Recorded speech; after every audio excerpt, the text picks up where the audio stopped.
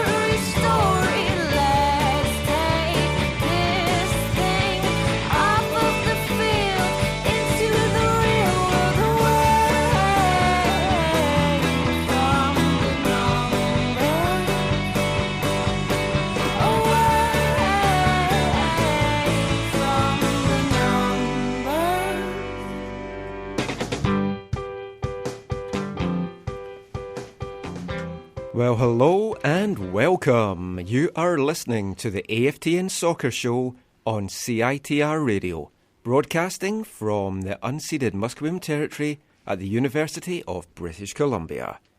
If you're listening to this on the podcast, this is episode 194. The AFTN Soccer Show is brought to you in partnership with BC Soccer Web, your one-stop site for all your BC, Canadian, North American soccer news and links. Check out bcsoccerweb.com. There are new partners. We're the official podcast of the site. We're going to be doing a lot of work together, hopefully expanding our coverage even more. I'm Michael McCall. I'm Zachary Adam Eisenheimer. And we do not have Steve Pander with us tonight. He's in a coffin. Sorry, he is coughing. He's got a bad cold. But we can have a good show without Steve. For real. Not sure how the boards will work. I haven't done these for about 6 weeks, but it'll be fine. Everything's good. Lot to talk about, as always. Busy week in Whitecaps, BC. TSS Rovers kicked off their home game on Friday night. That was a fun atmosphere. We were both at that. It was good times. Then we had Provincial Cup weekend. I was at the A Cup today. Unfortunately missed WFC 2, but a fantastic A Cup final won by Club Inter. Donald Cambert. Yes, he had a very good game. Connor Hildebrand, TSS Rovers guy, missed a penalty in the first half, sadly, and his team went down to a 2-0 defeat in the end. But it was a fun game. Heartbreak. Check out AFTN tomorrow. We've got video highlights of that and a lot more as well. But enough about that. I know you don't tune in to listen to us talking about local soccer. You should, but that's not why you tune in. Let's get straight to the Whitecaps. Let's get to the latest game from MLS land. Sadly, a defeat. The unbeaten streak is gone. It had to go at some time. I'm surprised it lasted. I'm surprised it started. As anyone that listened to the shows know, I wasn't overly confident as to how well we were going to be doing on the road, but we've taken 6 points from 12. Fantastic return. Excellent performances. A new formation seems to have worked. Unchanged starting lineup for 4 straight games for the first time in the club's history in the MLS era. What do you take away, before we start to talk about the Houston game, what do you take away from this road stretch, Zach? Yeah, I think we take away the positive of these points. We were looking at this at 5 difficult games, including the Seattle game before. And so, 3 wins out of those 5 matches, I think, is really well done. I would rather have beaten Portland away. But, 6 points in the away games, 9 out of those 5, I think is we can be really satisfied. The one thing I want to talk about, and I think it was Paul Dolan was talking about this in the pregame show for the match, is that he kind of said, I hope that the players don't look at this as a like a gravy game, like just an extra game. Like, hey, we've done well on the road. Let's not worry about this so much, or this is not, if we lose, it's not the end of the world. And he talked about, how the players really can't have that mentality going into the game. What did you think about that, Michael? Did you think that the players kind of went in with the right focus? I think they did. I mean, I said last week that for me it was a gravy game because I wasn't expecting to get anything out of it, and it was a far, far better performance than I was expecting for starters. For me, it was a gravy game only in my prediction. You know what I mean? Like, I said 9, we got 9. For me, it would have been gravy if we had gotten 12. I think, I think they approached it well. I think the first thing, and you mentioned it, is the starting 11. And we talked a lot about that last week, about what we thought might happen, what we thought could happen, or maybe should happen. I was, really pleased to see the same, tactical kind of approach with the same starting 11. I know you were kind of hoping for maybe 1 or 2 changes. How did you feel about the starting 11? Yeah, I was. I was just hoping to freshen things up. I thought Tony Chaney should have been dropped just to give him let him recharge his batteries a bit, because he's not firing on all cylinders. I'm trying to bring the best out of him tonight. I'm sitting here wearing a Cameroon top. I was going to say, how could you say that wearing that top? This is to help inspire him. I should wear it to training just to see what he says. When I did wear it to training during the World Cup, Pamadou Ka was going on and calling me his brother and stuff, so... We'll see what Tony does, because he's actually from Cameroon, so that could be interesting. But I just felt a little bit of a spark to maybe drop him and bring in Russell Tybert or Ben McKendry. He's the kind of player that this kind of formation and that kind of game would maybe have been good for. Now, Chaney wasn't terrible, and the formation worked, and the team did way better than I really thought they were going to do. Best possession, I think, of the whole season, just under 60%, 59.3 or something. They were obviously chasing the game for a vast part of it.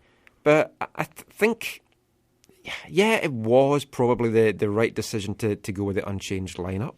Quick question for you on that. Did Ben travel? Because he didn't play with WFC2 on the Friday. Yeah, I don't know. Or did he just not travel with WFC2 for that? I really don't know at all. Okay. I think he probably didn't, but I don't know. I was surprised that he didn't play for WFC2 on Thursday. Sorry, Thursday, yeah. Yeah. But it was a great return.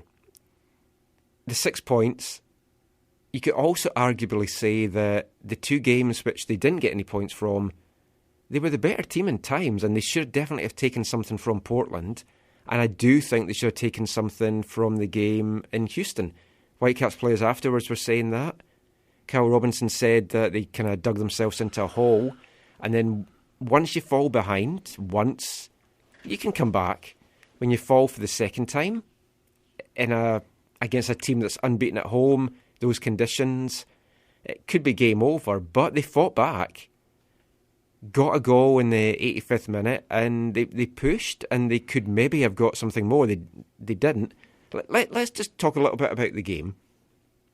Went down to a goal early-ish on. Who scored that goal? Can't remember. Albert Ellis? I knew you were going to get to that. Actually, I'm not even sure if it's Albert or I don't know if it's Albert or Albert. Albert Ellis. That is how I think Terry Dunfield pronounced it. So if Terry says that, I'm going with Albert Ellis as well. I actually was listening to the radio to start the game on the way to TSS, and I'm pretty sure they called him Albert Ellis on the radio as well. And Robbo was talking either pre-game or post-game, and he called him Ellis. So there you go. The influence of Steve Pender is just so far and wide. He will always be Albert Ellis to me, just like Jamie Fernandez. Yeah, and Kyoto didn't score, but he set up the goal. Yeah, a goal made in Honduras. And of course, we could have had Kyoto here. We did have him here. If we charged him for his medical bills, possibly he might still be here. Then we could have had a great player. It's like, okay, you owe the BC hospitals this amount of money. You can take that off your salary, and we'll just deduct a set amount. I mean, that's what you do if you're in debt in the UK. You just set up a standing order to kind of pay things. That's what we need to do. Injure the good players, get them to have to stay here to pay off their medical bills, and Bob's your uncle. I think Bob's something else. But no, this is not America. I don't think that's quite how the healthcare system works, even for... Well, it should. Let's see what happens when the new government in BC gets in. I'm sure I read that in Christy Clark's manifesto. I mean, a big Whitecaps fan, Christy, she's going to want someone like Romel Kyoto to be here. Well, does it mean she gets to sign some jerseys of his for? I don't know. I mean, like Greg might say, "I'll give you some more money if you can just like do something to keep these players here." Yeah, that's man. Let's not get into politics. We could talk about that for a long time. Yeah. The game. We went down 1-0.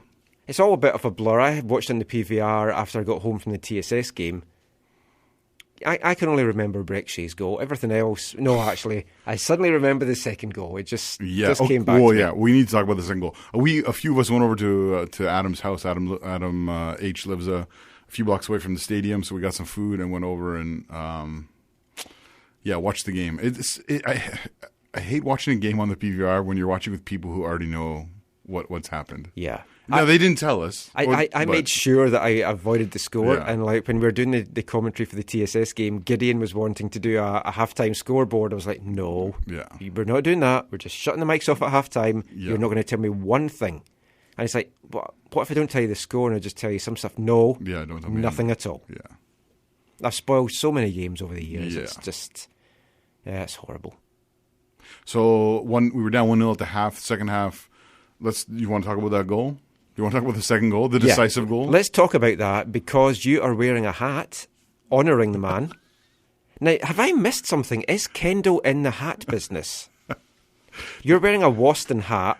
Kendall's got all these hats with W's on it on his Twitter account. It's a KW. It's his new branding or whatever. So he is into hats. He's done a hat brand. He's done some... No, it's not just hats. I think he's done a whole... So I think he's going to have a whole line of stuff. I mean, interesting. Gersh had his own little line of, shirts and Robert hoodies. Earnshaw's got his hat business as well. Oh, yeah. These are We're different going to have to have a new segment. It's going to be like hats. Something about hats. Yeah, no, this is an older. This is from Costa Rica. This is I think Priscilla had a few of these made in Costa Rica, and the new one you've been seeing, that's like his new KW brand. But we'll take a picture of Zach's hat. We'll put it out on our AFTN Canada Twitter account just so you can see exactly what we're talking about. It basically just says Waston. Yeah. Which, if anybody doesn't know about Kendall Waston, is going to think that Zach's just had a really bad printing mistake, and he's gone to some printer when Matt Watson was here. Yeah. And I said, make me a Matt Watson hat, and then he gets it for free because it's spelt wrong. This is really my son's hat. I just borrowed it from him. It does look a bit small for you. It could also say waist on. So let's talk about the goal now. Yes. Do we have to? Well, okay. For me, never ever a penalty. No. Well, I can see why the referee gave it. I don't think it was a penalty, but I can see why the referee gave it. Is it because he's a pro referee and that's his level, his quality? Yeah, obviously. That's the obvious answer. It's never a penalty. They Kendall's innocuous running into each other in the box. It's because I think Kendall's arms went forward, and depending on what the angle of the referee is, it is going to look like he shoved him out of the way more than just a body check and a natural collision. It looked like a natural collision and him bracing for the impact. I was when you watch I forget about the replay. When it first happened, you're like, "What? You got to be joking me!" And then you watch the replay and you're like, "This is horrendous. Like, this is catastrophic." Like, and the fact that turned out to be the winning goal, like, is just devastating. Kendall was furious. Oh, understandably. Yeah. This wasn't him cutting down a guy from behind in Portland last year. I think he got jobbed. You see a lot of collisions like that during a game. Totally. But I do genuinely think that because his hands were in a kind of forward motion, it looked like a shove, and then it was sold well. Yeah, definitely. And if it had been the reverse, if someone did that to Montero, and Montero went down a couple of times, I think it was him during the game.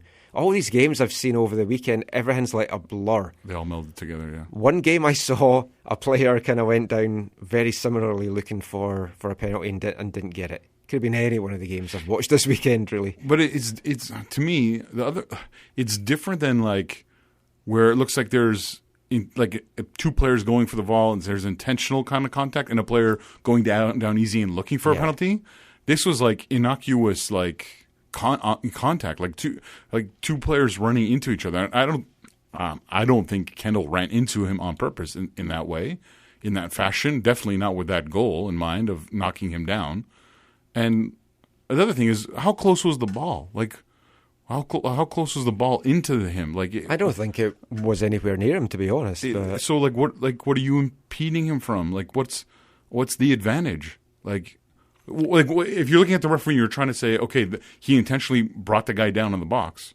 To what advantage? Why would he be bringing him down when the ball's not not playable? I don't know. That's my recollection. Maybe it was more playable than I'm thinking in my mind from the few times I've watched it. But I'm pretty sure that Robbo said afterwards it was never a penalty. I think that was his exact quote. Again, I've listened to so many different things this weekend. I'm pretty sure it was him that said never a penalty. I haven't listened to that, and I agree. Yeah. But 2-0 down. After that, I mean, I'm watching it in the PVR. I'm thinking, should I just fast forward to the end? Because they're never going to get back in this. But super sub, Breck Shea. Okay, before we get to that, can we talk a little bit about the substitutions? Okay. If you really must. No, I think it's important. I'm really happy to see Alfonso. I think everyone's happy to see Alfonso Davies come in at the hour mark to replace Tony Chani, right? Shake things up a little bit. Yeah. Change a I little bit. like his role just now as a sub, because when he's been starting a couple of games before this change of formation, he was struggling. He was looking tired. The immediate impact he's made where nobody really knew much about him, now they're kind of targeting him a bit more. So I think this role does suit him, coming on as an impact sub, at least for now. Keep him fresh, don't burn him out. And then when we might need him down the stretch, we've got a really fresh young guy that will have finished school. Right. And so he came on and we're down a goal, right? Good sub. Really happy for it. Think it was appropriate. Right player off, right player on. The next sub comes immediately after we go down 2 goals. Okay? And so who is it? It's Breck Shea coming on. And I just did a little check. Who did he replace? He replaced Christian Teixeira. Also, I think understandable. Yep. I've seen some criticism of Teixeira's game. I don't think he would say it was his best game of the season. I don't know that he was horrible or anything. But again, I think probably right decision, right player off. And again, right decision, right player on. You need a goal. Bring on someone with some offensive capabilities. Again, gives a different look. Can augment the shape a little bit. Did you feel like it augmented the shape too much? It brought a slightly different dynamic to the team. Because he kind of went left, right? But then he came in more, I think, after, like, more central. He scored from a central position, but we'll get to that in a minute. Yeah. So, because I think Davies went to the right then. If my memory serves me correctly. I mean, both those subs were subs that you would both those subs I think want to see. Both of those subs I think were the right. I now know where you're going right. with this. Oh no, okay. So then, 77th minute, we're down 2 goals. Yep. The final sub of the game. Yep. Matthias Laba comes off. Okay, Matthias, no problem. Yep. He's more there to destroy. No problem. You take off Matthias Laba, and Rusty came on. Yeah. Now, I have to admit, when it happened, when we were watching the PVR later that night, I was kind of angry. I was just like, this does not make sense. This is we're chasing the game.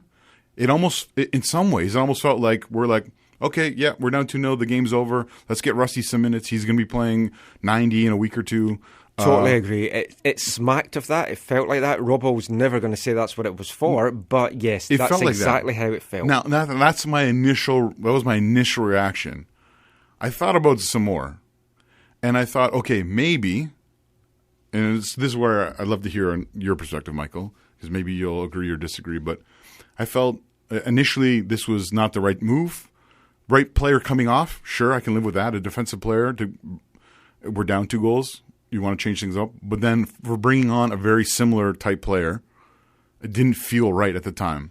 However, looking back on it, I thought, okay, if Rob was not thinking that, if he's not thinking, hey, we're down 2-0, we're in Houston, there's 13 minutes left, it's virtually over, let's bring on someone who's going to be need to be playing more really soon.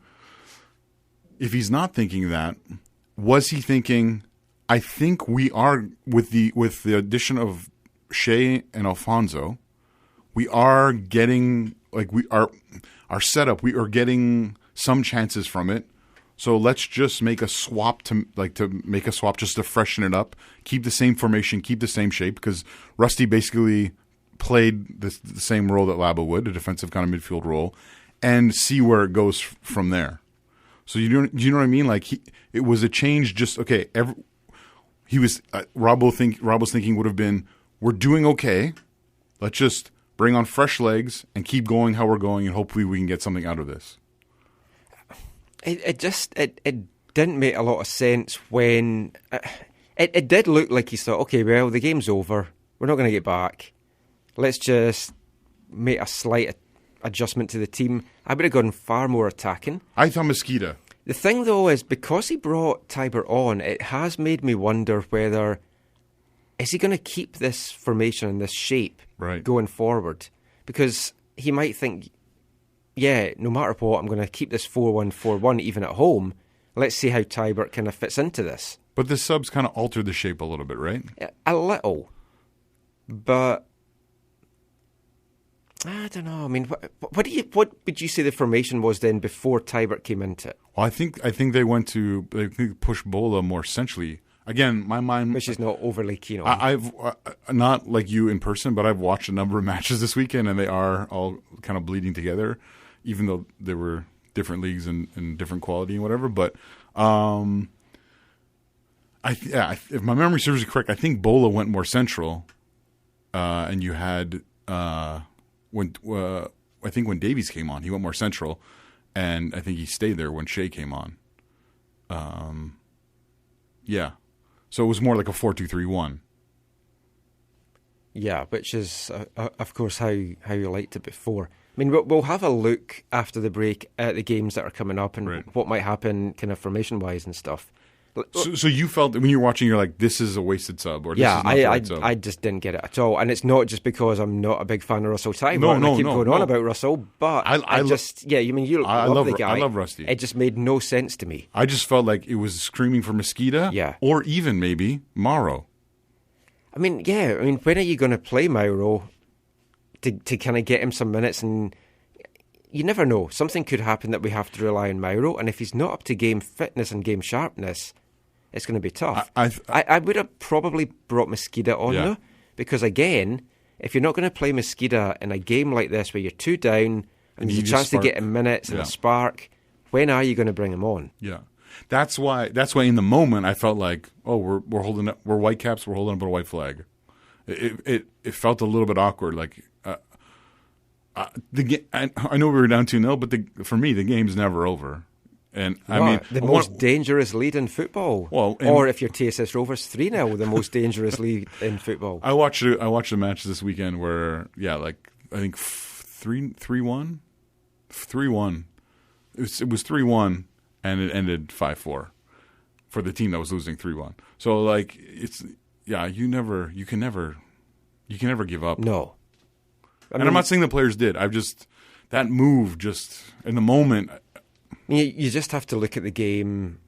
Was it against LA where we scored the 2 goals in about 2-3 minutes? Yep. I mean, that shows you what we can do. So I mean, let's get to the goal. Let's wrap up the talk about Houston. Oh, the goal, right? Brickshea, 3-3 now, including Tigres.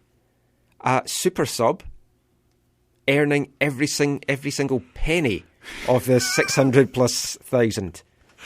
I'm not even kidding. It's like if he's coming on and scoring goals, he's worth every penny. He has 3 goals in 200 minutes or something. Yeah, it's pretty positive.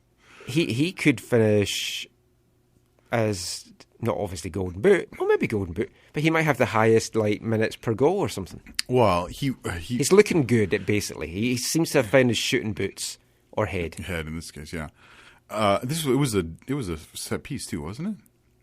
I know it was a cross. Bola floated it in. Yeah, but so he obviously it's because he's being brought back from injury, because he's not going to be a sub most of the year, especially because he's one of our designated players. Yeah, that kind of puts a bit of a spanner in the works, because to me, I do think with the lineup that we've got and the way that we're going, he should be sub unless Teixeira has a kind of fall from form. Right. And again, we'll probably talk about this in a little bit with, okay, what's going to happen over these next coming games. But it will be very interesting to see if the kind of formation tactical approach of these 4 away games will continue at home. And if so, what type of rotation will take place, especially when you have, 3 games in 7-8 days or whatever. Well, we'll come to that. Yeah. Let's not jump ahead. Yeah, so good goal. Good way. Happy for Breck. Good goal. We had a chance. We were pushing. Nothing really concrete, but at least we had some pushing. We were going for it. I do feel we should have taken a point from the game. Totally. Kind of disappointing not to. Couple of things just to kind of mention. I mentioned about the possession. 59.6% possession to the Whitecaps. 72% passing accuracy from 388 total passes, whereas Houston had 265. So we had a lot of the ball. We were passing it about. Accuracy at 72%. You kind of want to see that a little higher. Yeah, I saw some individual players who maybe I'm wearing a hat of did not have great individual numbers. Yes. But well, yeah. Let's talk about the centre-backs then. Yeah. Kenna Waston, we know give away the penalty. I want to talk about Tim Parker, who led the team with 3 shots. None of them on target, but he led the team with 3 shots. Now, how? Why? What was he doing up there? I think it was partly from set pieces. Yeah. He did have one breakaway, though, that he was kind of... I just seem to remember that. He's getting forward. This formation, though, it is kind of releasing some of our other guys. Like Parker's getting forward. We talked about Shannon Williams getting forward in previous games, and I like it. I like what it's doing. Well, I like the success it's bringing. Well, when you talk about the again, not just the formation, but the tactical approach that they've taken. Okay, one thing about the 59% possession, part of that is game situation. So I think Houston was okay with us having the ball when they were ahead. When you're 2 down, you're chasing the game. You're always going to have the ball a bit more. But I think the thing, and this is one of the things I think most people who have been watching this season or for many seasons are probably are really appreciative of, is the fact that it's the tactical approach. We are playing more defeat. We're playing more on the ground. We're playing less balls over the top, trying to expose defenses maybe that are pushing up on us, or to use the advantage that we have with players with pace. So I think that's one of the things that people have been enjoying the most is our passing game has changed from a lot of more direct football to a lot more possession football. And we'll see how that plays out in the games to come. We'll take a little bit of a break now. We're going to have some tweets. We're going to talk about the games coming up. We're going to talk about MLS and a lot more besides. But first of all, we're going to bring you these messages. Last night, I left the bar. I was thirsty, and I don't drink wine. I was desperate. I needed blood. I turned to the only place I could. The only place that could possibly help me.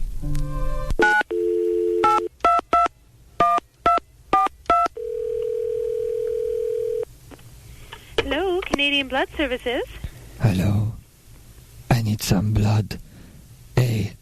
Positive or negative, it doesn't matter. I'm sorry, we're all out of A positive and negative. Would you like some O instead? No. No, that won't do. Thank you. Good night. Save me. Save yourself. Give blood. Voluntarily. This message was brought to you courtesy of the Canadian Blood Services and CiTR Radio 101.9 FM. You are listening to the AFTN Soccer Show on CiTR Radio, broadcasting from the unceded Musqueam Territory at the University of British Columbia. I think that was more Russian than... my Transylvanian accent didn't really work very well there. We played that ad, or that PSA, on request of Van City Villa, who loves it. I love it as well. Always been a big fan of vampires. Shout out to Duncan Nickel. Yep. How did his Villa do this year? Best not to talk about that. Okay. don't want to upset our listeners. Sorry. Only got 5. Don't want to lose another one. Anyway, you're listening to the AFTN Soccer Show in partnership with bcsoccerweb.com.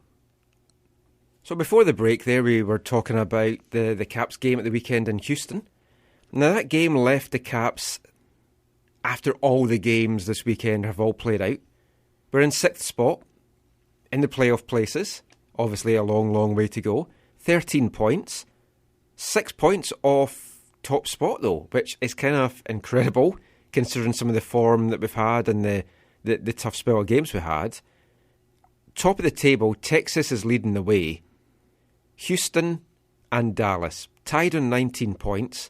When those teams meet, that is going to be an explosive Texan derby. Looking forward to that. Feels like it's been a while since those Texas derbies have been meaningful in the standings. Yeah. I mean, they're always meaningful meaningful for the fans. Totally. We'll They're always, that. exactly. But yeah, in the standings, I mean, Houston's been a big surprise. In some regard, in other ways, no, because when you saw the guys that they brought in, you kind of thought, yeah, they've brought in some really good guys, Kyoto, Albert Ellis. Torres, you knew was going to kind of come back to it. And Wilmer Cabrera seems to bring the best out of Torres. 8th goal of the season against us, even though it shouldn't have been. But 8th goal of the season against us. Oh, no, this season. His 8th goal of the season was scored against us. See, words are important. He scored so many goals against us. He has. He does a little robot dance. It's not the same when it's not in Chivas colours, though. But. It's not the same when you can't throw a can of beer at his head either, which I kind of want to do when folks celebrate like that against my team. You're not a big Peter Crouch fan? No. I also don't encourage that. Please do not throw cans of beer at opposing players at BC Place. Let's just get that PSA. But if you're in We're doing our own PSAs now. If you're in Kansas City, though, I'm not sure. Yeah. Just update for you from the Twitterverse. Duncan says, middle of the table for Villa, another year in the championship. Oh, I thought he was going to critique my vampire accent. That's disappointing. Now, I'm going to have to leave that vampire ad in the podcast now because I cut those out of the podcast, so now no one's going to have any clue what we're talking about. But it's entertainment value alone. Or Steve thought we should do our own ads for the podcast, so I might try and do my own version of that. That would be awesome. Man of a million voices, all of them sounding nothing like they're meant to. I won't do my Steve Panda impression. Yeah, please don't. I've been warned. All the signs around the studio here are kind of letting me know that I shouldn't do things like that. Or make any jokes, apparently, according to all the signs that's in the studio here. Anyway, let's get back to the MLS standings.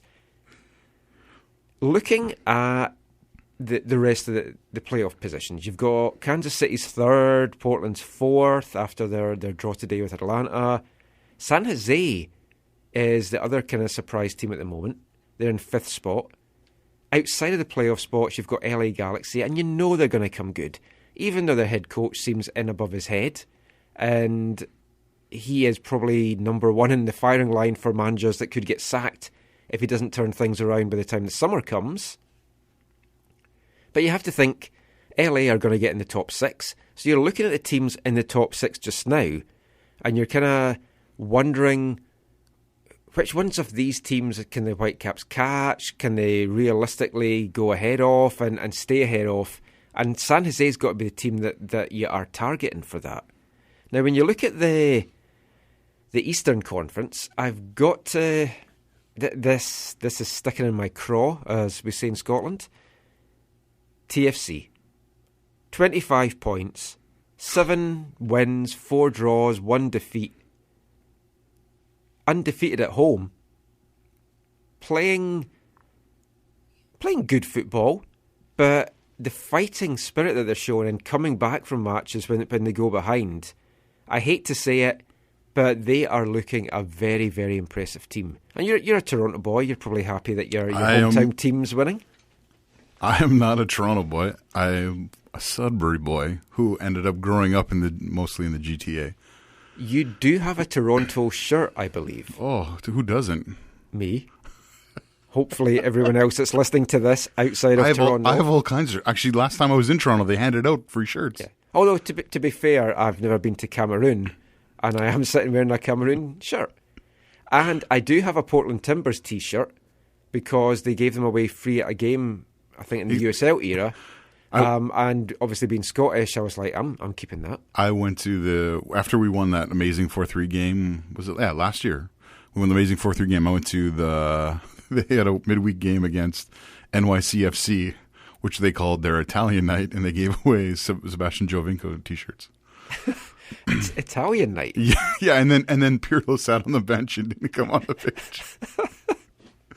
I think it was a 1-1 drawn. I think Poku got the equalizer. I love these theme nights. In Houston, it was Star Wars night. Yes, it was like, was it their closest match to May 4th? It obviously was, but I mean that's a bizarre sight, because it's like if there's one thing you want to do in the heat of Houston is dress up in a Darth Vader or Stormtrooper or Chewbacca outfit.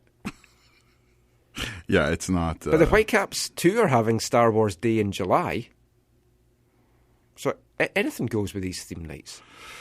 Yeah, theme nights. Yeah, theme days. Those are, when you're doing those, it says a lot. I kind of like them sometimes. We had an Italian heritage night at the Whitecaps once. I got to do lots of pasta jokes on Twitter.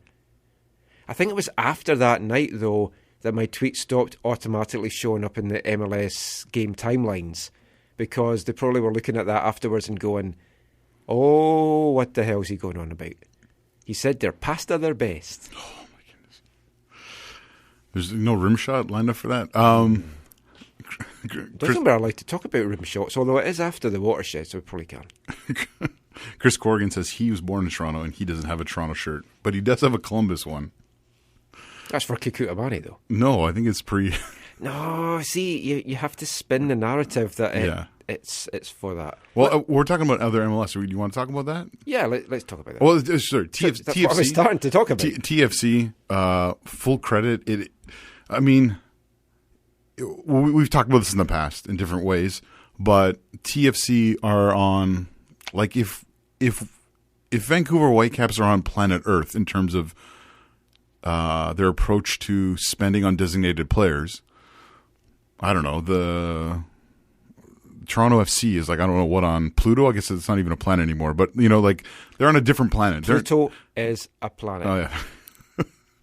Hashtag do not Pluto. Start me on that. Yeah, hashtag Pluto is a planet. No, so like he's also a dog. They're on a totally different, they're like in a different galaxy. They might as well be on, like, I don't know. I forget what those other planets. I was going to say, watch those Guardians of the Galaxy. Alpha Centauri. Yeah, well, watch those Guardians of the Galaxy with my son. I forget the name. Scarrow. No. Asgard. That's where Thor's from, right? They're like on Asgard in terms of spending. Like, it's so extravagant and so like crazy and so different worldly. So they should be doing well. Yeah, they should be doing well, but they are, and so you have to. Money buys success. That you're hearing to hear from Zach. That's what he wants. But you have to. Not what I want, but like I don't. I think. Well, tell me what you want. No, I think what you really, really want. Oh man, does we play that song later? Do you want a player that goes zigga zigga ah? You're hilarious. No, they do spend excessively. I think you can spend less than what they're spending and still do very, very well. So I think their supporters are happy that their results are more in line with their spending. Because even last year was good, was a step in the right direction and all that kind of stuff. But I think that their supporters and the ultras in Toronto expect even more because of the quality that they have there. And so it's not just their designated players, it's the depth that they have. They've also used their residency, they don't call it residency, their academy in a meaningful way. You saw Jay Chapman come in, I believe it was in the Columbus game, setting up a goal. Like, they have some guys who are Raheem Edwards, we saw last year here in the Voyageurs Cup. I think he came on at the end of the final there. They have some guys who are really contributing. Yeah. Like, even one of the things that stood out for me from that game, when you looked at the starting lineup, was neither Badershire nor Justin Morrow were starting in their weekend match this week, right? And they were still playing a 3-4-3. It was really interesting to see some of the things. I've always liked a 3-4-3 formation. Oh yeah, I think 4-3-3, 3-4-3. It's an interest one if you've got guys who that can play the three. Totally. Yeah. So they and some of the guys they had playing the 3, I would have not necessarily thought they could play the 3, but they're making it work. And they have some injuries. They had some more injuries this weekend. Nick Hagelin went out. They're having a very good season. Again, like they probably should for their investment. It's early, so we'll see how things go. But I think they're happy to. I think it's been so. I heard earlier this week, like they were on a 5-game winning streak. Now they're on a 6 or 7 or whatever, and it's like it's been a long time that's happened in MLS. Period. Like it's been many years since a team has won that many games in a row in the league. Well, I mean, when you're spending that kind of money on DPs, they are going to come in. They're going to spice up your life.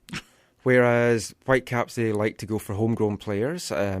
Whitecaps 2 to the first team, so like 2 become 1.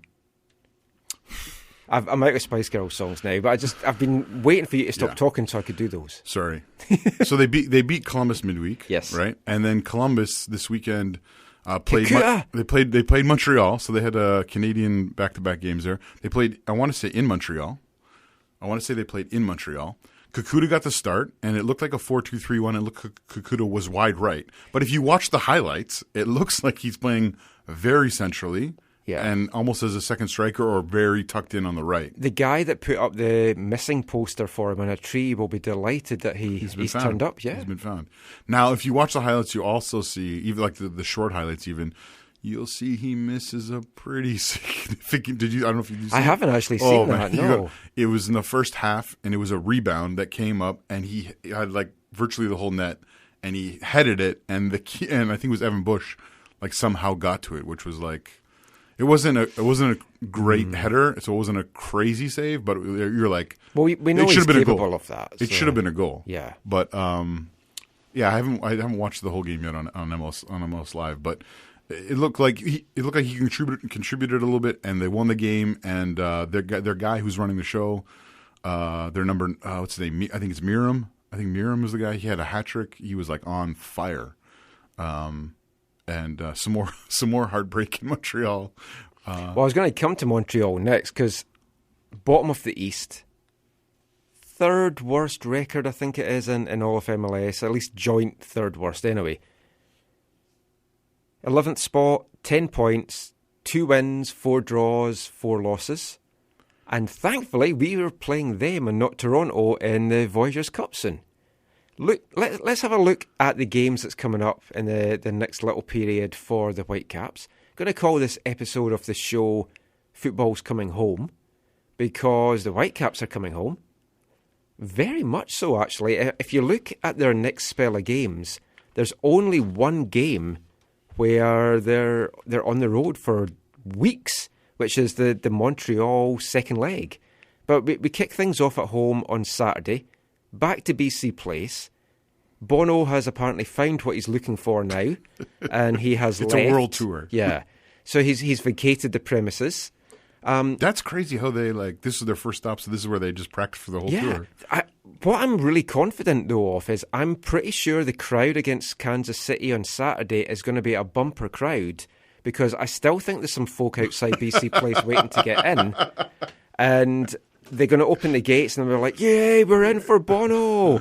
And then they'll be disappointed that it's not TFC we're playing. If TFC were coming on Saturday, you could have marketed the whole Bono thing again. It's Bono's just a back. missed opportunity by MLS. Bono's back, yeah. Yeah, that was shocking. I don't know. I saw some of the tweets and some of the social media. It was just I don't understand that. Like, TSS game, we just walked straight in. Part of me was just like, okay, are these people just showing up like right when Mumford & Sons was supposed to play and they just expected to walk in? Well, to be honest, I think if you missed Mumford & Sons, BC Place were doing you a favour. Because you don't like them? I don't like them. Oh, but Talk about me playing dirges. No, that I Will Wait For You song, people were joking like they were playing that for the people standing outside BC Place. It was shocking though, like to see some of the pictures of like just like thousands of people. It's kind of worrying, like to be serious, it's kind of worrying if we're going to start hosting more big soccer games here, World Cup, things like that, if things like this can happen. And I understand why they're doing it, and I am all for taking touts out of like ticket resales, because nothing has pissed me more off over the years when you can't get tickets for shows and then you see them immediately coming up.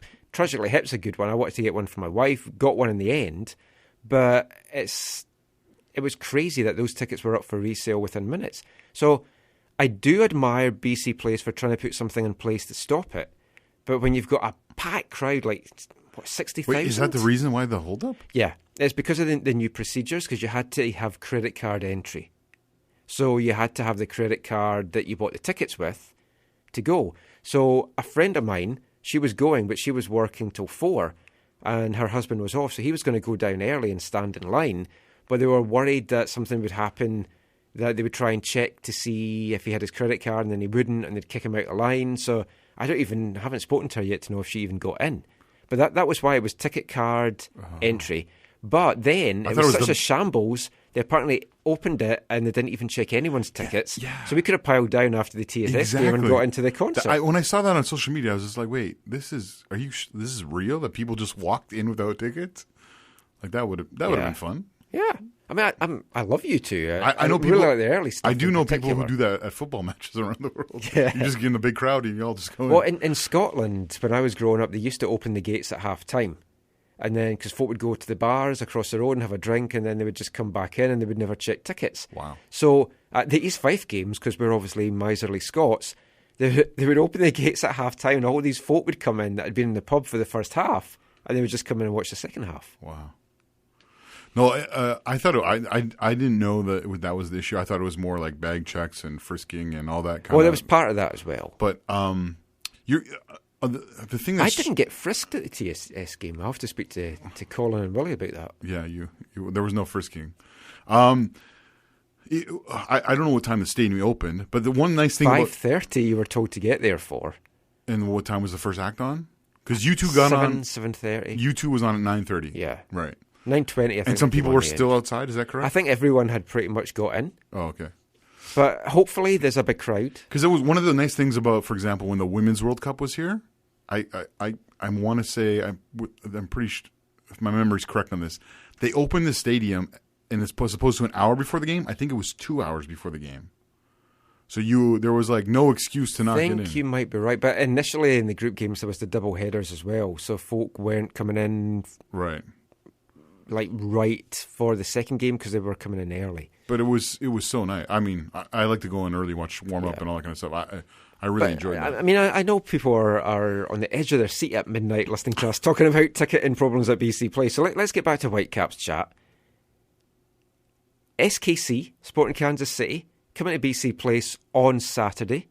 One thing I want to say is, you might have seen this on AFTN. You might have seen it on the Whitecaps supporters Facebook page, and there'll be stuff on the Whitecaps website about it this coming week as well. Unfortunately, the Whitecaps lost one of their own just over a week ago. Former residency guy, Travis Selge, tragically killed in a car crash in Cloverdale. He's going to be honoured at the game. The Whitecaps will reveal a little bit more, as I won't go into the details of exactly what's going to happen in that regard. But they're going to invite his Surrey United teammates to the game. And the fans have organised a minute of applause when the clock hits 35. We need to get this nailed down, whether it's going to be the 35th minute, which would start obviously at 34, or when it hits 35, because 35 was his shirt number with the under-16s. I really, this is what we usually do when we honor like a past player, is we do it for 2 minutes. So if it's, for example, Alain Rochat, we would start... That would solve all the problems. Right. So you start. So when the fourth minute starts, so that's when the clock reads 3:00, and you go until 4:59. So you go for like a full 2 minutes. And that, yeah. The other thing about, I know some people will sing probably too. I think Chris Corrigan has said on Twitter like he wants to sing. He's one of our own, which is a very fitting song. As he was a part of our residency. With the residency for a couple of years, left them after the under-16 season, went to Surrey United, was captain of their team, did well, won a championship with them. Tragic loss. He's in our thoughts, and it's going to be a very emotional game on Saturday. Segueing from that now to talk about the game. It's always difficult when you've got a moment like that in a game as to what it does to the players during the game. You hope it's going to lift them. We don't we can't go into exactly what else the Whitecaps are going to do to honour it, but he's going to be in their thoughts, and hopefully it will lift the Caps to a good performance. It's a very testing game. Yeah. You've got the third place team in the West. They've kind of recovered their form from a few seasons ago. Do you go with another unchanged lineup? We've got some guys on Twitter asking us about that. At Whitecap Scarf, do you want to go with the same lineup, or would you make some changes? Bearing in mind that a couple of days later, you've got on Tuesday night at BC Place Montreal coming for the first leg of the Voyageurs Cup semi-final. Yeah, I think, going back to what you first said, yeah, it'll be interesting to see what like, I don't know how much this will impact the first team players, right? And I don't know, maybe some of them had relationship, like connections with the residency from hanging out, or players coming up, or some stuff together. So I don't know how it'll impact them on the field. I think whatever is going to happen, there's tomorrow there's the bi-monthly or whatever supporter front office meeting where they're, I think, going to talk about what's going to happen as well at that, and hear from the supporters and that kind of thing. But you hope it's just it's not for the tribute is not for the players on the pitch, right? It's for this young man's family and his friends, and those who will be there to just help them know that the community cares. The community that's behind this club cares, and wants to just honor him in this tragic loss of life. So I don't see that. Hopefully that doesn't take away from any focus for the players. I don't think it will. They're all professionals. They've all dealt with these kind of different types of things in their careers, or some of them will have anyways.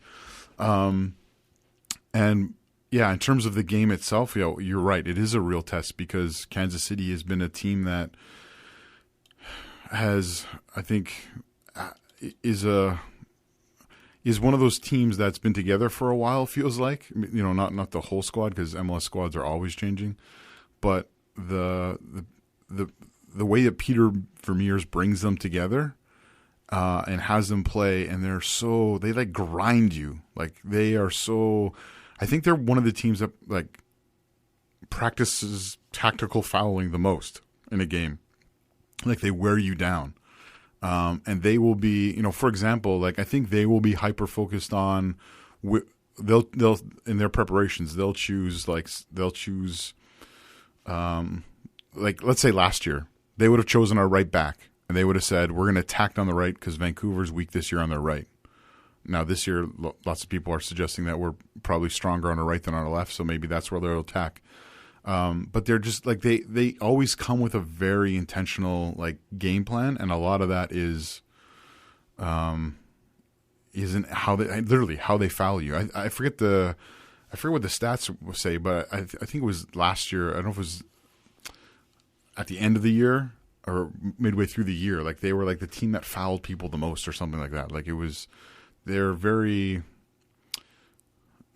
have this approach to the game that is set on breaking up a team's flow of play, and they do it very, very well. And they do it in such a way so that they get away with it. They don't get a lot of yellow cards for cynical fouls and stuff like that. Or and maybe this will change this year because of the thrust given to referees, but they don't get a lot of cards for accumulation, from my memory, at least in the games that we've had against them. I don't know if it'll be the same lineup again or not. KC might prove a tougher test, and we talked about it before. Is this lineup the kind of lineup you want when you're at home and you're meant to be entertaining? It's a tricky one. Would you bring a different formation? Would you bring different personnel in? Do you keep Chaney, Laba, and Jacobson in the team? Yeah, so this will be interesting to see what happens, because unlike last week, I'm probably more open to changes because it's 7-8 days where we have 3 games.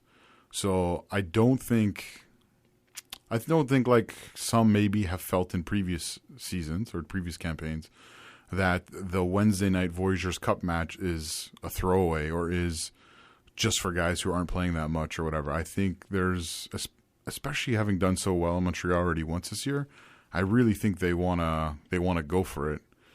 Well, Greg Petrie on Twitter at Our Dumb World, he wants to know how seriously do we feel that the Caps will take the Voyageurs Cup this year, because there's no Tier 2 first round match this time. I mean, you're basically playing a Tier 2 team in Montreal. It's like if there was relegation from the East, they'd be going down to the NASL or the USL.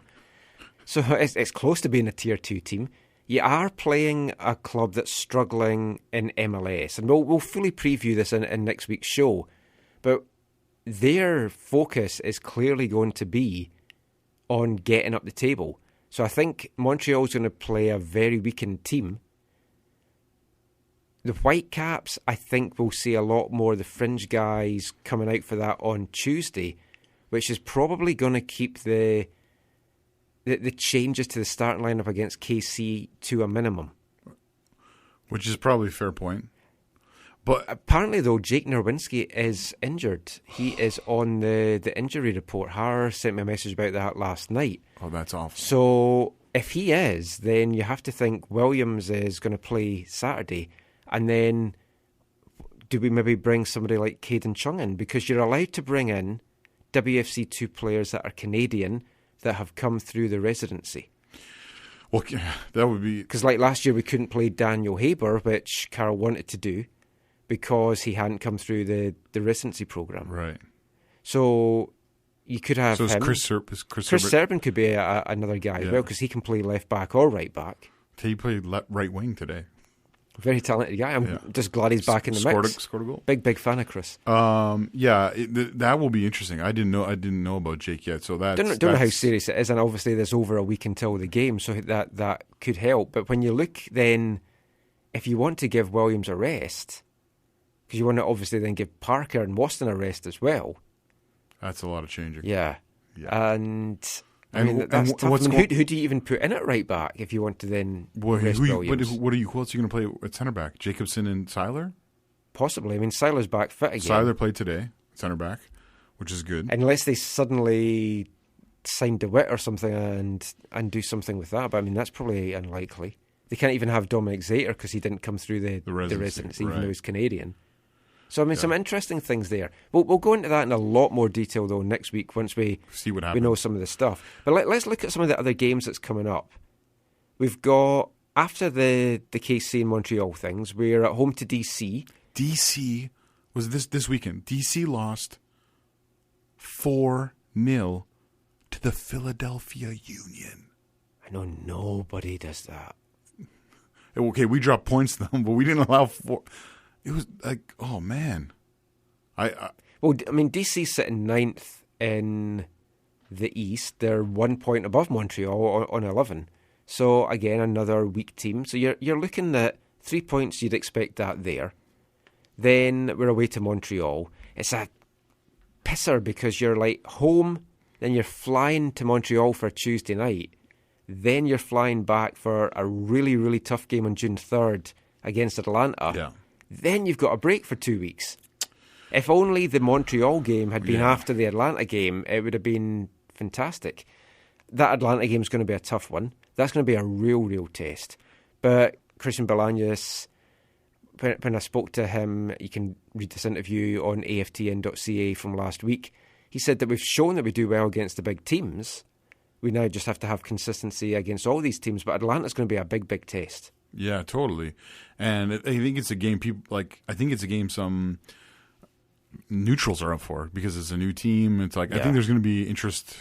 And they're playing some great football. I really like what they've brought to the league this year. Yeah. Is it Joseph Martinez? Is that the name of the striker? I'm mixing leagues now, maybe. But there's the guy who was on fire at the beginning of the year. He's been out. I think he's supposed to be back by now. Greg. No, Kyle. That's Kyle Greg. He's not really on fire, though. He's injured. Yeah, that's right. After them, we've got a 2 week break, and then Dallas is our game after that. So, I mean, that's two tough games coming up. So, when you look at that, you have to think you want to take the 3 points against DC, So that then makes this KC game even more important. You have to really get your 3 points from that to kind of keep us in the mix of everything. How do you see it going on Saturday?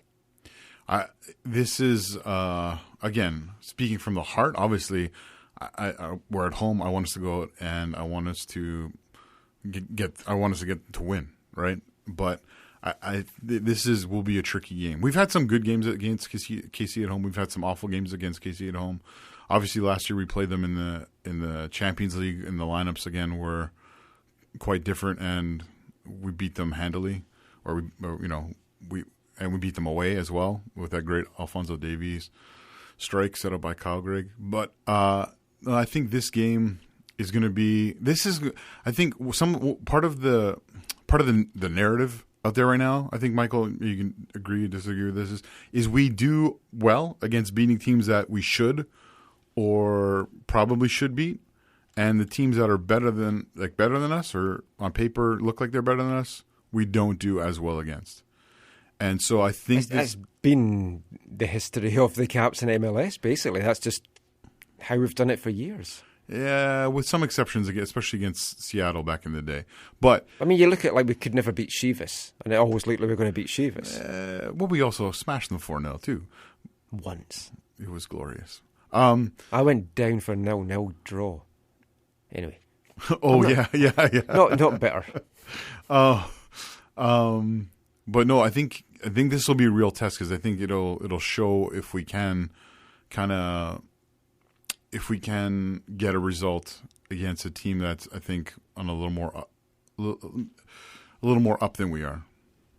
I'm optimistic. Wait, what? Yeah, I know.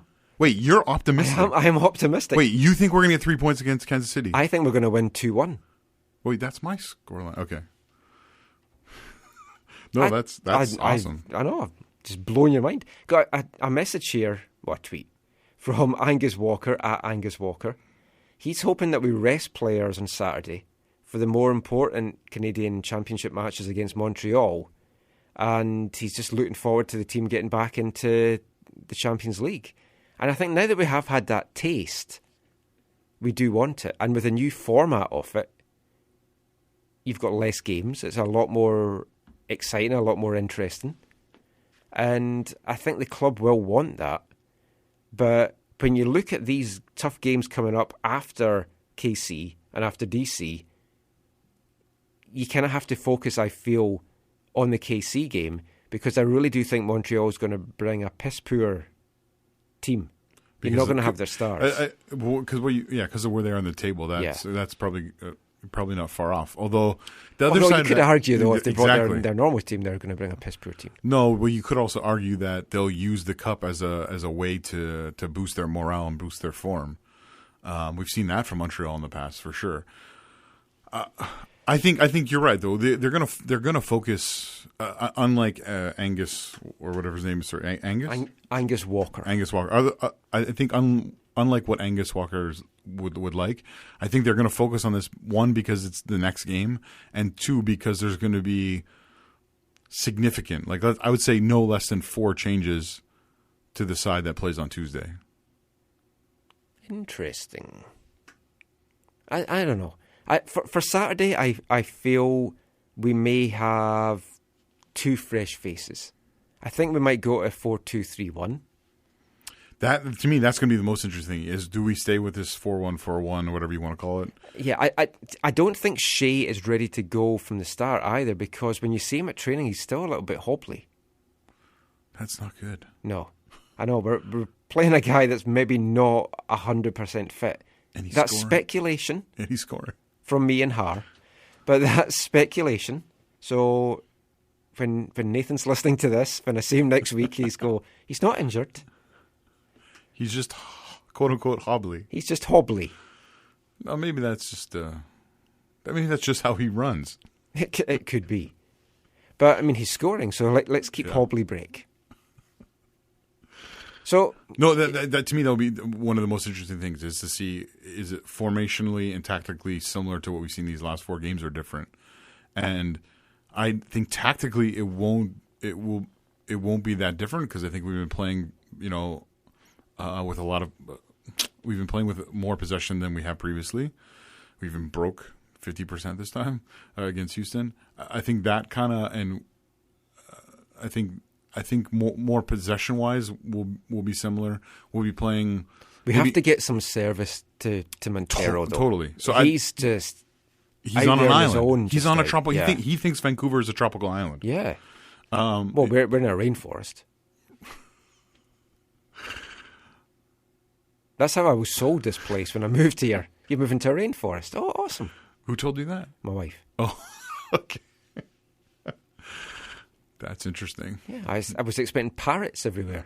Right. And you got instead. I got a cockatoo. Okay. I should have seen that one coming. That's what I said. Anyway, let's wrap this segment up. So we're both confident that we're going to win against KC. Well, I'm less confident than you, which You're is less confident, crazy. but Which yeah. is crazy. You're always so pessimistic. I've been out in the sun a lot today. Maybe that's what it is. I know. I hope we go after it, and I hope we beat Kansas City. I agree with you. It'll be like a 2-1, 3-1, 3-2 kind of game. And we're going to go 4-2-3-1 is my prediction. Definitely one change. I think we're going to probably lose Tony. Maybe Jacobson. In place of Alejandro? Because they might want to keep Jacobson as a key player for the game on Tuesday. So they might have Laba and Chani. And then it's whether they go with Mosqueda as a 10. I don't think they're going to, because I think they're going to save him for Tuesday. And then they might put Bola and then have Alfonso in the wing. But keep Teixeira there as well. Yeah. So you can let us know if you think we're talking nonsense. We kind of usually are. So we will be back with some more chat after these messages. Hello, you're listening to the AFTN Soccer Show on CiTR Radio, broadcasting from the unceded Musqueam Territory on the University of British Columbia. Elmo says, listen to AFTN. Thanks, Elmo, for that. That was really nice of him to pop into the studio here. I wonder what was going on under the desk. Turns out it was Elmo. Anyway, as Elmo said, we're listening to the AFTN Soccer Show.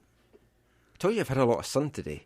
You are looking very red. Yeah, I am. I have honestly been out in the sun too much. I don't remember a season that's been as bad as this with injuries. We've had bad injuries, but for so many, and so many key guys for the MLS team, for the USL team, to be out at the same time is kind of crazy, really. Yeah, it's and there are so many key players, and then it's like not just the key players, but then you have a bunch of players who like would step in for the key players, and it's like injured too, like Christian Dean. You would expect him to see time coming up soon, but injured again. But don't worry, because to help with all these injuries, the Whitecaps made a new signing this week. Bernie Ibini. Bernie's in, except Bernie's not in because Bernie's injured as well. He came pre-injured. Yeah, and I think it was Van City Villa Duncan Nicol. It was. He sent me a message during the week that had said, fantastic, we're cutting out the middleman. We're just signing injured players now. It's kind of awkward because don't like usually transfers not go down when a guy's not fit? I know in the UK you've got to do your you got to pass the test, medical, but you don't have transfer windows the same kind of way. Well, you kind of do, but do we know? Is it public? Do we have to pay a transfer fee? Because supposedly his Australia Sydney FC was he was on loan. He was on loan, but to the Aussies. They publicly made overtures that they wanted to bring him in on a permanent deal. Yes, so I'm assuming we have, because it hasn't said it's a loan deal, and we've got an option for him next year as well. So it's not just a loan, and we don't know how long he's injured for either. Could be a couple of weeks. 2 to 10 weeks or something. I think Robbo said a couple of weeks, so he said that for Jordi Reyna, so we might maybe have him out for 4 months, who knows. But I mean, the Aussies said 10 weeks, one of the Aussie reports. Is it a hamstring? They are ahead of us, though. They're ahead of us, right. So it's not going to be as long as 10 weeks. Yeah. Or is it going to be longer? I don't know. Yeah. What is his issue? Is it a hamstring? I believe it is. He missed the grand final, which I thought was Aussie football as opposed to soccer, but I thought it was tennis. Oh, it's Grand Slam. Sorry. Yeah. Well, so we've had some questions on Twitter from Whitecap Scarf about this. You know, when are we going to see Bernie? When are we going to see Sam? Are they eligible? They are both, from what we understand, are eligible. So Sam's Yeah. Robbo has said publicly. They can play. Yeah, Robbo said publicly that Sam is available once the English season is done, which it is, right? But you could technically argue the English season isn't done till the playoffs are finished, which would be the end of May. Okay, well, his English But club is done. clubs are already releasing players Yeah. and signing players and Yeah. so forth. So, But the loan's done. He is now a Whitecap. right. It's whether he wants to remain a Whitecap. Jordan Harvey. We haven't really talked about him. Big fan of Jordan. Love his new tattoo. But safe to say he is not having a good season. We saw it in Houston.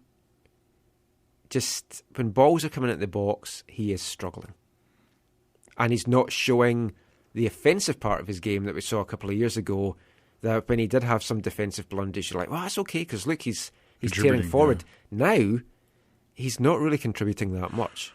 And like it sort of intimated earlier, it seems like he has kind of been the place, the left back position is where other teams are attacking us. Like it's, whether it's attacking down that side or, like you said, putting balls into the box to his side. That's where the first Houston goal came from, right? I don't think, and you're right. I agree with you. I love Jordan. Jordan's a great guy. He's done a lot for the club in his time here, and he is one of those people who I think really, to answer like a Mark Weber question, or a Mark Weber question to, to one of our owner there, or 26% owner, Mallet. He knows what it is to be a Whitecap. No, I don't think anyone would question that. But I think the performances this year haven't been, like, I think previously you talked to Robbo, and Robbo would say he's been my best player like the last year or two. Well, he was Player of the Year last year. Oh, literally. There you go. Okay. Is that voted on, or is that? Yeah. Okay. I think media and players voted him Player of the Year. I forgot about that.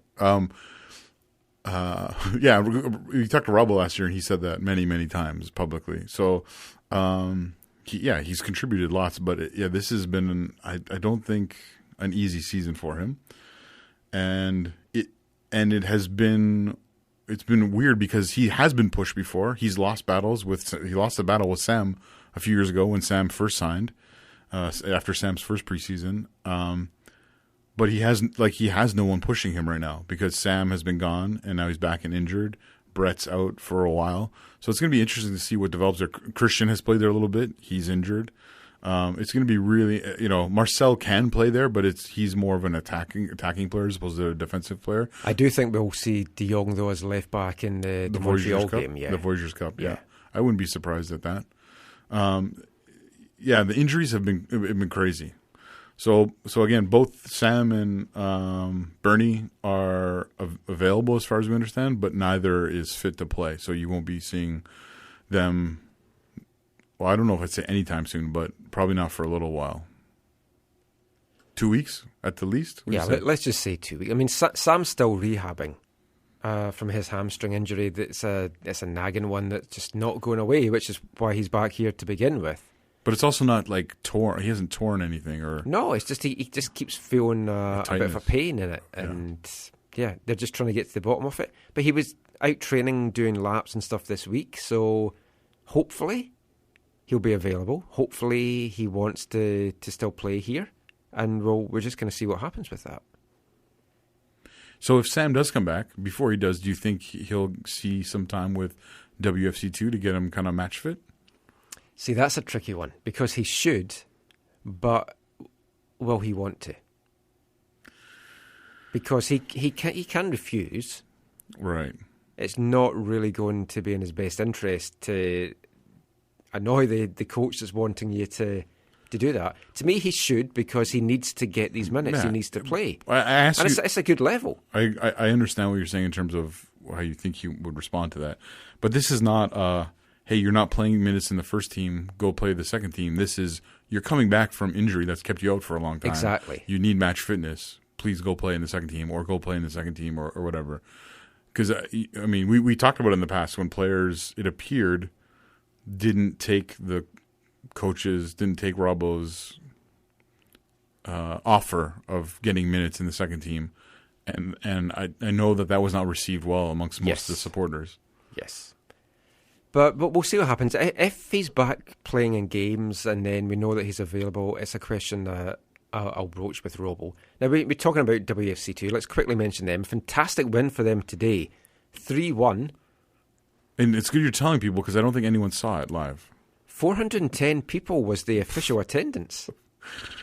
But you were speaking to somebody that was there. Yeah, it was. Who doesn't think it was 410. Well, I heard that there was less people there than at the last game at UBC, and when the dogs were there. Yeah. And you remember how few people were there that day. But they did count the dogs, so it was okay. No, but I think they counted the legs of the dogs as well. Yeah, I think. I don't think that was more on tickets sold or whatever. But yeah. Well, yeah, I mean that's just how things work here. But now, I've been having an interesting chat with Steve today. Coughing Steve Mander? Yeah, God rest his soul. Obviously, it was written because he couldn't string a sentence together without coughing. So we were just like messaging back and forward. I've gone on a lot about the WFC2 attendance and how poor it is. The 3 games that they've played at UBC so far this season, all just over the 400 mark. I think it's going up every game. I think it was 403 to 407 to 410. So we're gaining people every game. And they're winning. So hopefully that will do that. The next game in 2 weeks' time is going to be in Langley. It's Mutts at McLeod. Oh, right, yeah. On the 28th. 28th. I know, huge dog lover that you are. I don't mind dogs. Yeah, I did hear you telling somebody, though, that you don't believe they should be in a house. No, for me personally, I don't want to live in a house with a dog. I'd love to. If I had a yard, yeah, I'd have a dog. If I had an acreage or a farm or a large, like a significant sized lot, I'd love to have a dog that lived outside. I don't know with a nice little house, a warm house. But when we were in central Portland, heating, I don't know if you had the air conversation that we had with Kirk. He said to me that our dog Bailey, Predictapooch, was his second favourite dog. And then he quickly followed that up by saying, I've only ever met 2 dogs. No, that's not true. And I want to know why. Who was this first dog? No, okay. And so my son won't listen to this, but he is a little bit more fearful of dogs. As was I when I was a kid. Yeah. Now I go around fields in BC taking pictures of them at football matches. Yeah. So even with Bailey, I don't know if you saw, he was a little bit hesitant, but then once he gets to know him and realized, okay, the dog's not going to bite his hand, then he's okay. He's a big soft lump. I'm not saying whether I'm talking about Bailey or Kirk there. But back to attendances. So, WFC2, not great attendance-wise, and I have been going on about, is Vancouver a soccer city? They should be coming out to watch this team, and then focusing, we don't want to go to UBC. Everyone hates UBC. Nobody wants to go to games at UBC. I'll admit, it's got to the stage I can't be bothered coming to games at UBC. And I didn't go to today's game because I was at the Provincial A-Cup final. But otherwise I would have been here. But then Steve was doing a bit of research about, in England, in the under-23 league there for the Premiership teams. And the league average this season is 533. The league average over the 5 years previously has been 508 to 633. So we're not actually doing too bad compared to that. And part of that, the attendances for that are a little bit inflated because Man United draw 1,800 a game. They're the highest in the division. Stoke City draw 135 average a game, thus proving that nobody wants to go and watch football on a wet night in Stoke. Okay, but I hear what you're saying, and I hear the perspective that you're coming from, and I think it's legitimate. However, I think this partially has to do with the expectations set out for this, right? So yeah, which is why I think it should be more, because we're talking initially about going to New West, and it was a 3,000 or 5,000 seater, and we're going to fill that. And then the first couple of games at UBC, we had a couple of thousand, and yeah, the expectations were high. Well, but that's the thing, though. This was not being, for lack of a better term, sold as those U23 sides are in England, where this is just a a second team of guys who, are hopefuls or like all projects. This has been sold as kind of like it's supposed to be its own kind of secondary. Like it's supposed to be, if I can put it bluntly, it's sold as something like you should want to pay for, when really it doesn't feel that way. But to be honest, if the Whitecaps suddenly said, "Look, all games are free admission," I don't think we would be getting many more folk out. You might be right. Maybe a bunch of Scots that come along, but apart from that, I wouldn't disagree at UBC maybe, because even we're at UBC right now, right? Like even getting here, from most places, even in the middle of the night when there's no traffic, it takes an hour. Right? Oh, I was just over 20 minutes. It was fantastic. Yeah, well, from Langley, it takes an hour. It takes an hour to get here, right? With no traffic. If you will live in the interior. Yeah, exactly. But lots of folk have said, move the team to Langley, move the team to Surrey, and there has been rumours that there is a group in Surrey that are interested in building a modular soccer stadium. Really? Yes, and it's whether that group is to try and attract WFC2. Could it be possibly to try and attract a Canadian PL team, or just for local things? Well, that would be interesting. I obviously would much rather it be for a Canadian. Yes. I don't think though. I don't, and this is perspective. And we've talked about this a little bit before. I don't think I think the Whitecaps' attempt to try and move the team, as you reported on this off season, was them saying, we don't want this at the cost that it's costing us. We think we can develop, even though it goes against some very specific things they've said in the past, we feel we can do this if it's in another city that's not in the local community. And to be honest, they probably could. The big stumbling block you have is how, because the team's meant to be there to get first-team players minutes. And you saw it in the game today. Ben McKendry, Marco Bustos, Cole Seiler. They were all playing. Spencer Ritchie's had a lot of minutes so far this year. And Jake Nowinski's had an appearance in the team. Kyle Gregg as well, before he was injured on this really, really long injury list. But those guys, you can't suddenly fly them to Calgary to just get a couple of minutes. Well, you can, but it's not ideal. Well, that's why I said it goes against some of the things they've said in the past, because they've said, "Oh, this is the perfect setup. We're all together. We're at and the UBC, new training centre. They're going to be training here. And let's be honest, UBC.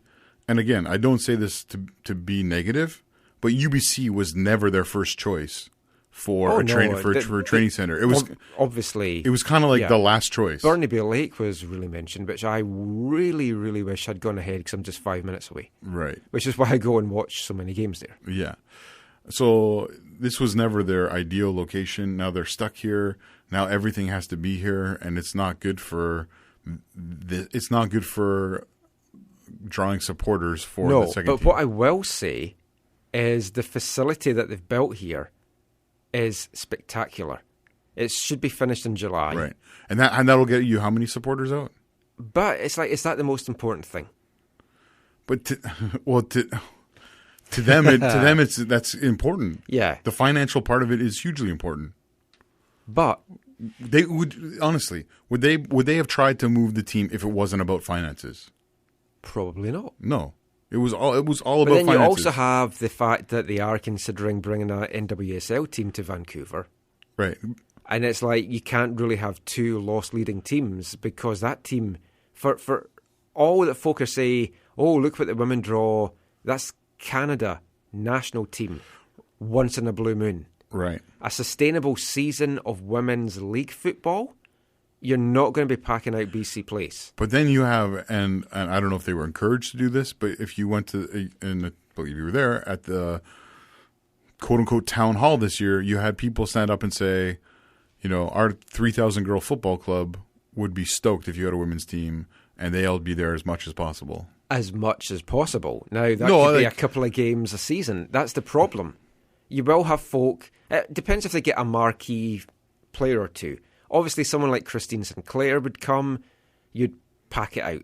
But she's basically said she wouldn't. She's not come. coming. No. Portland's her like second home, Yeah. or like it's our new home. Burnaby's where she's from and grew up, whatever. But plus, there's a lot then of pressure on Yes. her, whereas she hasn't got as much playing in the States. right. So you lose her, and then you think, well, who else are the big marquee players you could bring? Rhian Wilkinson's retired. And I wouldn't be Tank's gone. I wouldn't be surprised if their decision making on that team was tied to whether or not they knew ahead of time if they could bring someone like Sinclair in. So I could see them saying, if we have a Sinclair for 2 years, let's do it. Yeah. If we know we have no chance of it, maybe we don't do it. When I first got wind this is all of speculation. when I first got wind of it in January, I was initially told it was a done deal. And then speaking to the Caps, they said far from being a done deal. It's just something they're looking at. Yeah, it's something that they're looking at, and they're just kind of in the exploratory phase just now. It's tough to say. But you're right. They would definitely not want two money-losing sides on their books. No. And the residency loses money as well because they plough in over $1 million into that. Definitely over $1 million. Yeah, probably $1.5 million or more, and they do their best they can to write stuff off for that, right? The whole Whitecaps. You have to start getting a return. And it's like some of the tweets we've got from like Greg Petrie and Whitecap Scarf, and that they're saying, like one of the questions was, who is the next homegrown signing going to be? I tell you, if Glory Amanda keeps going the way he's going, he's got a shot. 2 goals in 2 games, his first 2 pro goals. I want to say a huge congratulations to Glory for that. Yeah. But anyway, sidetracked there. Who's the next? Yeah, who's the next signing? And it's like, does it matter? Because are they going to get minutes? You have to think the game that's coming up against Montreal, it's going to be heavy homegrown talent. McKendry will play. Bustos will play if he keeps healthy, which hopefully he is going to.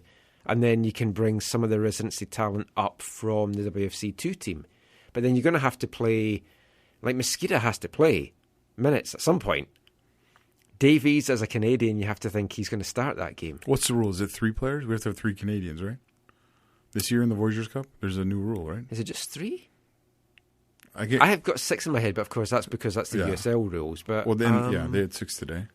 Yeah, I think it's 3 on the pitch at all times. I think. Oh yes, it is because it has to be on the pitch at all times. Yeah, so you have to have. So that's why subs. you need a heavy WFC2 stroke residency bench. Yeah, Glory Amanda is likely to be involved in that. I would have to say that would be great for him. He's. I mean, I'd love to see Kyle. I'd love to see Kyle Gregg if he's fit, but Glory also. Yeah, because this year he can play because the plan last year, Robo had wanted to play Kyle Gregg and Sem DeWitt to have a look at them, and then he wasn't allowed to. Right. Oh, in the Voyageurs Cup, right? Yeah. He'd actually told me before he travelled for the first game that they were going to be playing. And then it was like, oh, no, they can't. I'm not allowed to play them because they were going back and forth with the CSA. It was a complete shambles. But attendances, WFC2. I mean, we saw TSS Rovers at the weekend, Friday night. I'm saying there was between 600 and 700 there. They haven't actually counted the attendance yet because it was a little bit... I think they didn't scan everyone in. Yeah, it was a little bit shambolic, so they have to count ticket sales and stuff. Stats aren't 100% accurate either because I was doing those during the commentary, and it's very hard to do. Anyone that's been listening to this knows multitasking and me, not a good mix. Also not knowing that the opposing team head coach and the referee had to sign off the stats at the end of the game didn't help me. Oh, no pressure. As I'd kept a tally sheet and hadn't actually entered anything onto a computer. No pressure. No pressure at all. I'm not doing it for the next game. That's a good idea. Yeah. But we'll talk a little bit about TSS Rovers and just wrap this show up in a couple of minutes. But before we get to that, it is my favourite part of the show. It's our Wavelength section of the show. Someone to wake us up or put us to sleep? No, you'll like this one. This one was selected by Steve. But this one. Oh, yeah. Okay. It's a really good song.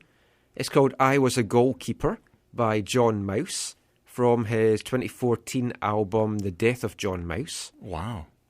Something from the last decade. Yeah, this a couple of years old. I'm like stunned I'm even doing this. So let's play that now. I Was a Goalkeeper by John Mouse.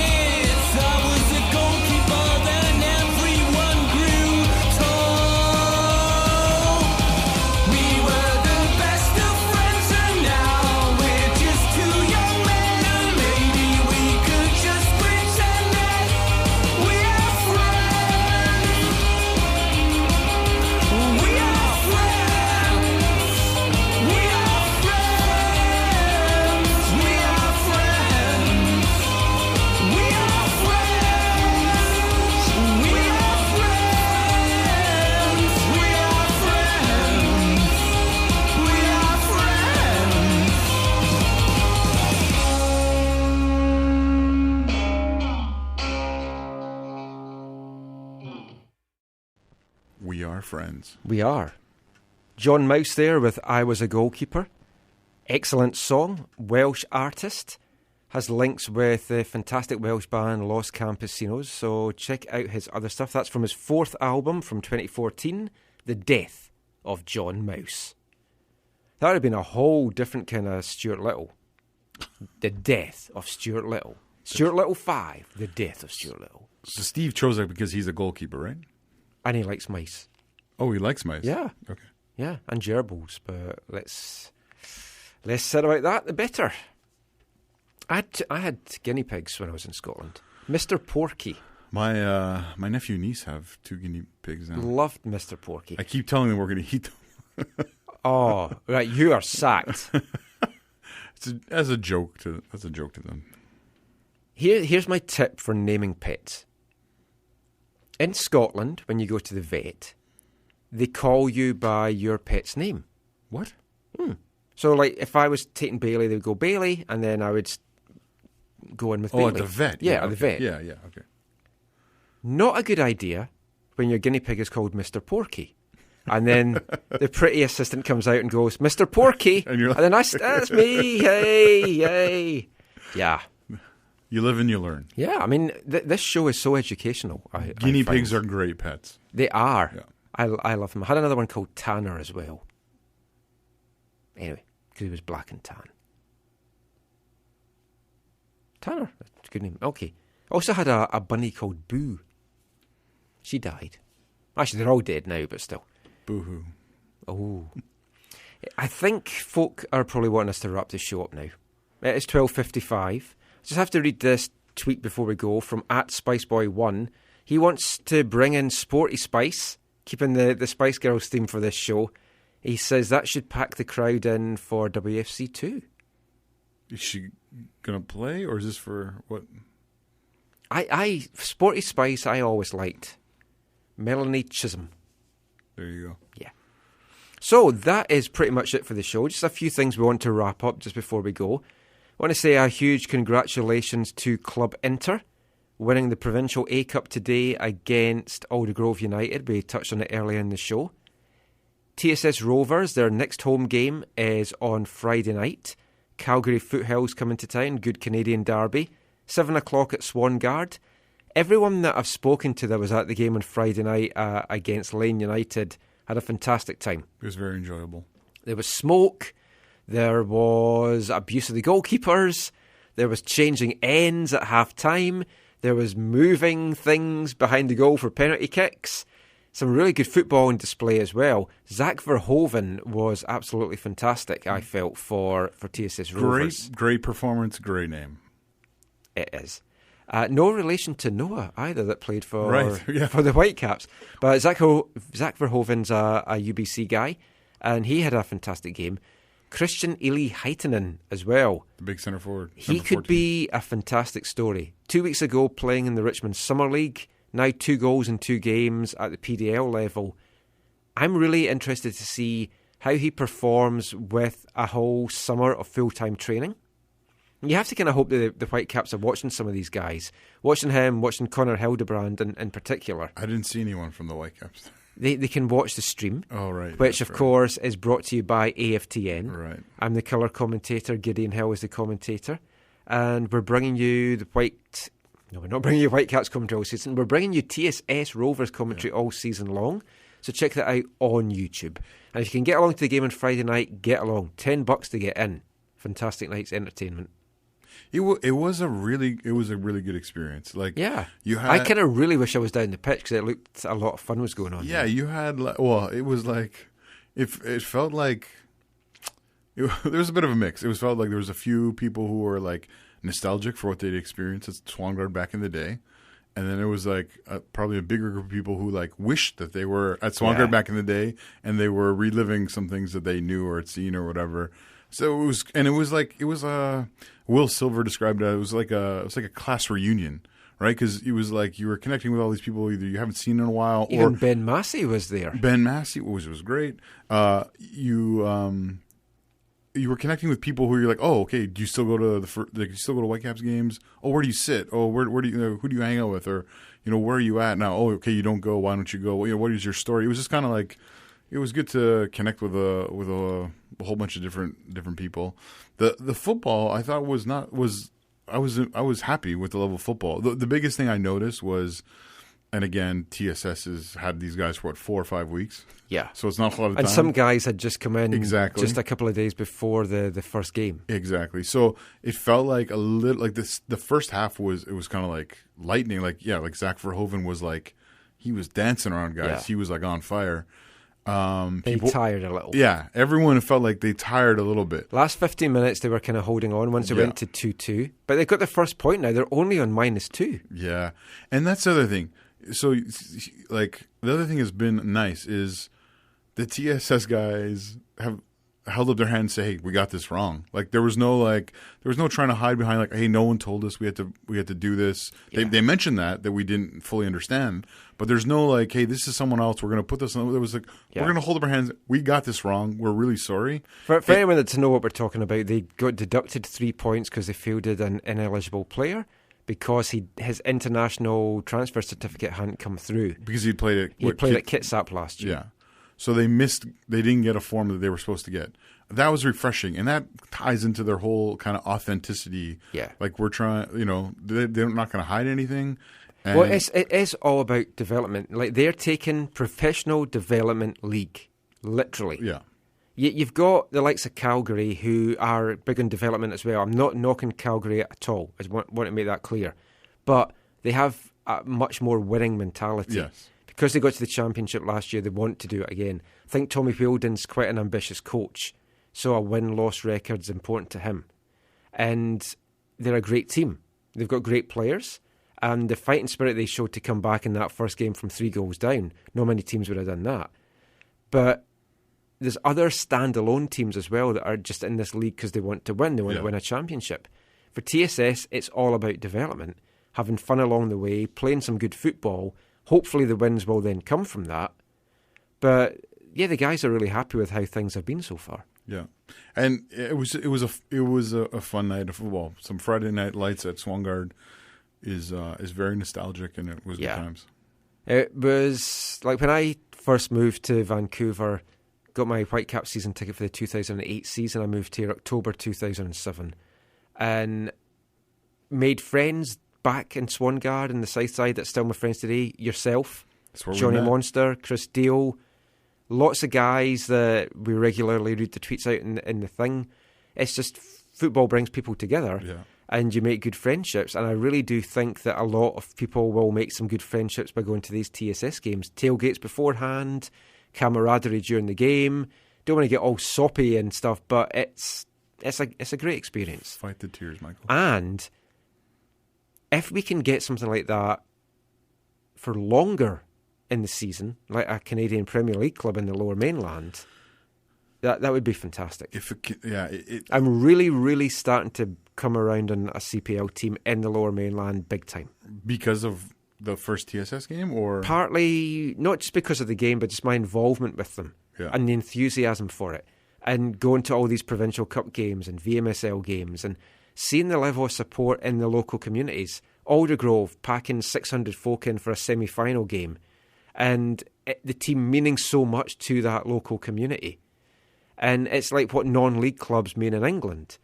And I thought that the league should avoid, and we talked about this last week, I thought they should avoid the MLS markets for a good few years. I'm coming round to your way of thinking now that if we can get a team in the Lower Mainland, I want to be a part of it. I'll readily admit I want to go work for them. I want to help promote the game, and I want to build something special because I think that's what this league will do. And I agree. And I said this before, I believe, but it can't be Whitecaps. It needs to be something different. Yes, and it will be. Yeah. I'm pretty sure if there is one, it will be. And you just mentioned before we came on air about a good interview you heard that you want to recommend to people. Yeah, if someone who hopefully maybe we can talk on the show with at some point. He is in our plans. Yeah. He is going to be on soon. So Paul Byrne, the inaugural hire for the CPL, he did the podcast with the Soccer Central podcast with the guys from Sportsnet, with James Sharman and John Molinaro. So if you haven't listened to their May 11th recording, go have a listen. He's on there for, 15, 20 minutes or whatever, and just really appreciate the way he talks about what he's doing, how he's doing it, and I hope so deeply that this overall for the country goes well. It's kind of like, it's such an exciting time. Yeah, but the thing is, and again, this sounds corny, but I'm genuine with this. You do only get one chance to make a first impression. Right. You launch this badly. Right. And the perception of it across Canada with the hardcore MLS fans, the snobby Euro fans, people that just don't think it can work, disaster. And I think, so last week, I think I felt a little bit, partly anxious about only two teams already committed and in, and there's no rush. But I was okay. Yeah. To be honest, I was thinking about this week and listening to that interview. And again, first off, from the interview, I think that they are going to approach it right. They recognize the severity Certainly of it. Sounds like they are. And so I was kind of thinking about this. And I kind of actually hope that they don't do I almost hope that they do a slow release. I really don't want them to launch it in 2018. No, I want them to get it ready and not have just a half season. So in that interview, they asked him about this. They're like, "So when are you gonna start? When we're gonna kick a ball?" And he's like, "Well, we're contemplating August 2018 in the shadow of the World Cup. We think there's a number of positives there." But then he said, "But we're not tied to any dates yet. We're still figuring it out." That's good to hear. So again, it's good to hear. And in terms of the teams, I kind of hope that there's not like one press conference and it's like, here are the other 4, 6, 7, 8, 9, 10 teams. I hope it's a slow. I definitely don't think it will. I think this two at a time, I think that could be a really, especially because they're not real launches either. They're not like, here's the badge, here's the kit, here's the colors. And the Hamilton thing looked fantastic. Yeah. And just the whole launch of that, everything seemed great. But we'll have that. We've got a lot more of this to talk about. We are going to hopefully get Paul Byrne on the show quite soon. And a few other guys that might have some involvement in the Canadian Premier League as well. But that is it for this episode of the AFTN Soccer Show. You've been listening to There's Still Time, the AFTN Soccer Show on CiTR Radio, in partnership with bcsoccerweb.com, your one-stop site for all your BC, Canadian and North American soccer news and links. So check that out. We're going to be working, as I said at the start of the show, with BC Soccer Web a lot moving forward, pulling resources and just spreading our love of the game and our coverage of the game to a wider audience. Just before we go, Zach, just let everyone know where they can find you online. On Twitter, it's @ZacharyAM, and I'm part of the Movement Cover Collective. And we've been missing Steve Pander tonight, but you can follow him on Twitter @WhitecapsBeat. You can read all our stuff, aftn.ca, away from the numbers. Whitecaps, BC Soccer, Canadian national team, lots of stuff on that. And of course, a lot of TSS Rover stuff as well. I'm Michael McCall. You can follow me on Twitter @AFTN Canada. Drop us an email, anything you want to chat about, aftncanada@hotmail.com. And I think that just about wraps it up. That's a 2-hour show we've brought to you tonight. Hope you've enjoyed it. If you're still listening live, get to bed. If you listen to this on the podcast, it's been episode 194. Hope you've enjoyed that as well. We'll be back soon. Next Sunday, in fact. And then we may do a Montreal post-game show after that game as well. We'll kind of see how that plays out. But anyway, as always, thanks for listening. Take care. Mon the Caps.